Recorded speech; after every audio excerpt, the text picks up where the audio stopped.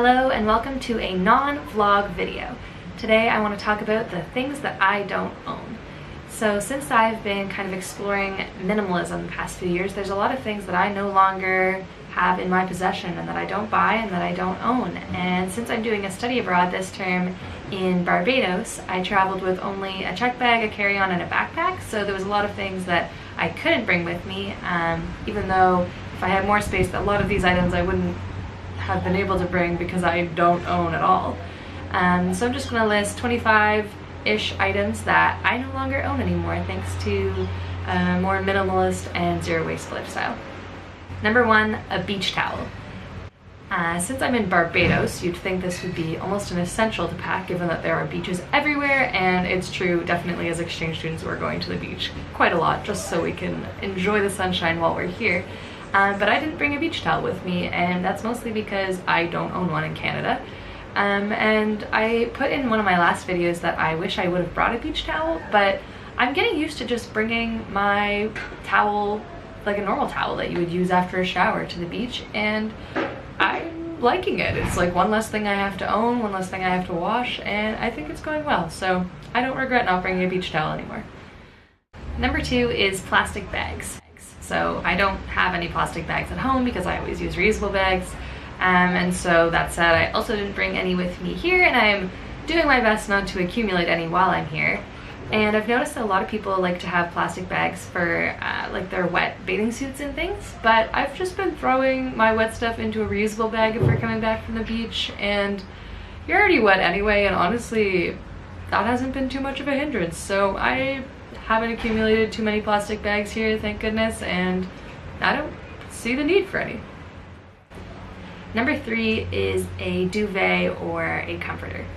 So at home I do have one of these because I'm from Canada and it gets cold, and the duvet is for looks in my room but mostly to keep me warm at night. And because this is the Barbados edition of things I don't own, a duvet definitely falls on that list. It's way too hot here even to use sheets. You don't need a duvet, even for looks. Number four is curtains. It was actually on the packing list for this residence to bring curtains with me, and I didn't want to pack them, so I didn't bring any with me, and I don't see the need. During the day I keep my windows open and it's super sunshiny in here, and that's fine, and then at night there's shutters on the windows so I can just shut that if I want some privacy, so curtains were definitely not necessary. Number five is a beach bag. So beach bags can definitely be really cute and have some cool designs on them, and they have their uses, but I've just been using like a reusable grocery bag that I brought along with me because it serves the same purpose. I can throw my book and my sunglasses in there and bring that to the beach, and it hasn't been too much of a problem, and it saves me from having one extra bag kicking around my room. Number six is pajamas. So this is something that I also don't own in Canada because I just wear sweatpants and baggy t-shirts to bed at home, and here I've just been wearing like a loose t-shirt and that works just fine. PJs are something that would take up an extra drawer in my room, and if I already own comfortable clothes, I might as well just wear those to bed. Number seven is a specific beach cover-up. So there's a lot of items on here that have to do with clothing, and this one is also specific to the beach. So a lot of people own just like a dress, or like it looks like a long t-shirt to put over their bathing suit after they get out of the water, and these are marketed as like bathing suit cover-ups. So I don't own one of those because I just wear my clothes to the beach and then put them on the way home. Number eight, dryer sheets, fabric softener, and laundry detergent. So I'm kind of cheating on the laundry detergent. I do have laundry detergent, but it's compostable. I actually use soap berries to wash my clothes. I'll leave a link down below if you want to learn more about those. But dryer sheets and fabric softener are things that I just don't buy because I don't really see the need, and my clothes seem clean and just fine without it. Number nine is a laundry bin. So at home I do have one of these, just like a wicker basket that I put my dirty clothes in before I put them into the wash. But I don't have one of those here because it seemed like it was going to be a pain to transport, so when I bought a pillow when I arrived here, it came in a big plastic bag, and I've just been putting my stuff in there, and it seems to be working fine. Maybe I'll switch when I get back home. Number 10 is hairstyling appliances. So I also don't own any of these at home, but I really don't think that I would need them here, at least with my hair type. A hair dryer, for example, it seems unnecessary when the sunshine is gorgeous and would dry your hair in an instant if you walked outside. And if you're looking for some curls, just jump in the ocean. The salt water will give you some nice waves.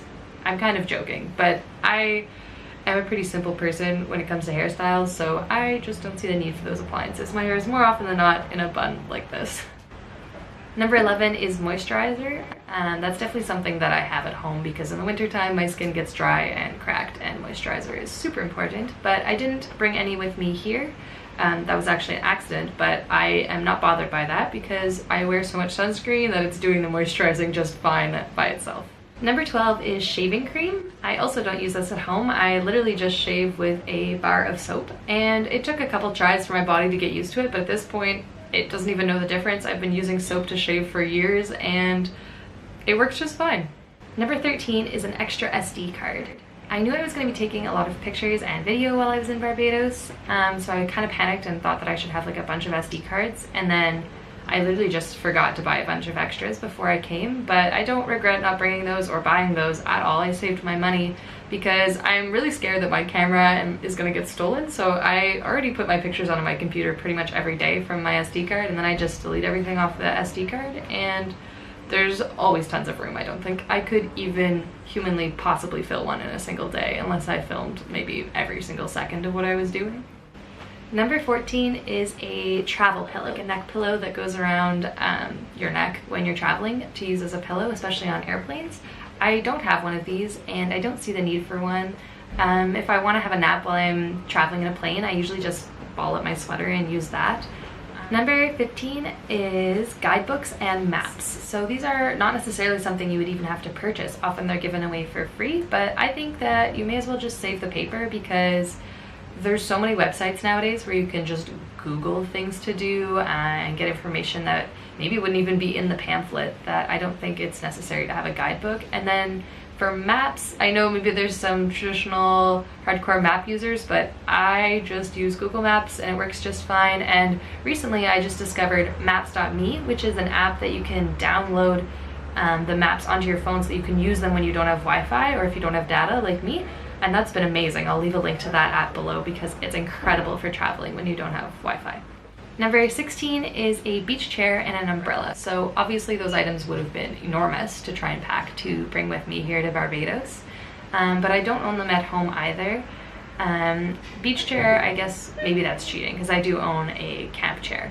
But an umbrella for the beach specifically, I don't have. If I'm feeling hot, I just seek out some shade.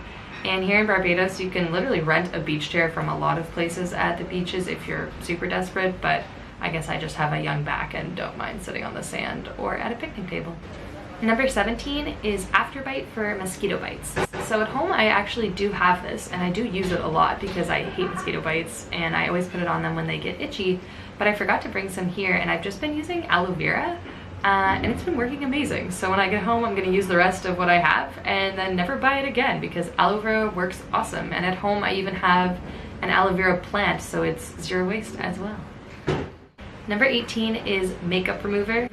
If my little sister and my mom are watching this, they're going to laugh because I don't wear makeup anyway, so why would I ever need that? But I wanted to include this because I was watching a video recently and they included makeup remover as a thing that they didn't own. And said that they just use soap and water, or apparently coconut oil also works well to get makeup off. I personally just wash my face if I have makeup on, but I don't wear it very often, so I can't really talk to how well that works, but the coconut oil would definitely be something to try if you haven't used it before. Number 19 is a local SIM card or roaming for my phone. When I was preparing to come to Barbados, I thought that would be something that I would get instantly when I arrived, a SIM card, because I noticed that roaming fees at home were really expensive and I wasn't going to bother with dealing with an international plan with my home phone company, but I thought that I would buy a SIM card when I got here. But I just kind of never got around to it and it's been working just fine. We use WhatsApp for texting and calling as well, and if you're ever out and about and you need something, Wi-Fi to use WhatsApp, and if you were in a super huge emergency, I do leave my SIM card in my phone and it's just on airplane mode, so like absolute worst case, I could just activate my phone again and turn off airplane mode and call an emergency service for whatever reason. Number 20 is multiple purses. This kind of falls into the same category as the beach bag that I talked about before, but I only have one purse. It's black, so it matches pretty much everything. I used to collect a lot of bags, and I do have like a couple more purses at home, but not very many, because it's just simpler to leave all your things into one bag so that you can just, you know, go out and not have to switch things around and match things to your outfit. And I think it minimizes the amount of things that you need to keep in your closet as well, which is great. 21 is shoes. So don't panic, I do own shoes. I just don't own a lot of shoes. I have at home one pair of heels, and that's it. And it matches anything that I ever need to wear heels with, and that's all I have. I didn't bring them here. And here I just have one pair of sandals that are really comfy and good for walking, but also look fancy enough to wear with a dress. And then I have flip-flops for the shower, walking around residence, and the beach. And then I've got my running shoes. And then I have a pair of sneakers that I did say I regretted bringing, that I wore on the plane. I would never throw them out though, because I use them all the time in the fall when I'm cold in Canada.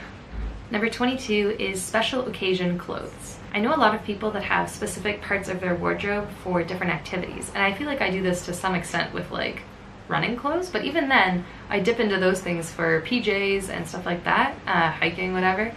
But I definitely don't buy clothing explicitly for special occasions. If I'm buying a dress, I want to be able to wear it to class, like this one, and also out if I needed to. So I just like having things that are kind of multifunctional, and you could dress up or dress down depending on where you're wearing it to. It saves a lot of space in your wardrobe. Number 23 is bedroom decorations. And I don't really have any of these at home in Canada either, because I've gotten to a point where I just love all of the items that I own, that those kind of serve as the decoration. So if I leave something on a shelf that's useful, I love it, and it kind of serves as a decoration. And then there's also plants, of course, that I have at home, not here, that I use as decorations. And then the only other real decoration that I have are pictures, which I also do at home. I put them on the wall.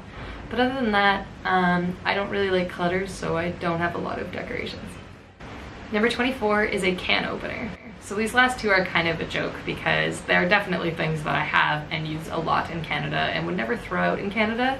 But I think that not having them here in Barbados has taught me about finding alternatives. So number 24 can opener, I literally just use a knife to jab along the can.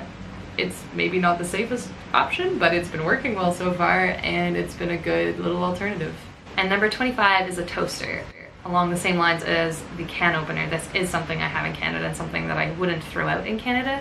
There are some minimalists online that say they don't own a toaster because they don't eat toast very often, but I do eat toast a lot, so I would never throw out my toaster. But here I've been learning how to toast it just on a frying pan. I mean, learning how, you literally just throw it on and turn the heat on, but it's like slightly less efficient, but it works just as well, so that's been just fine while I'm here.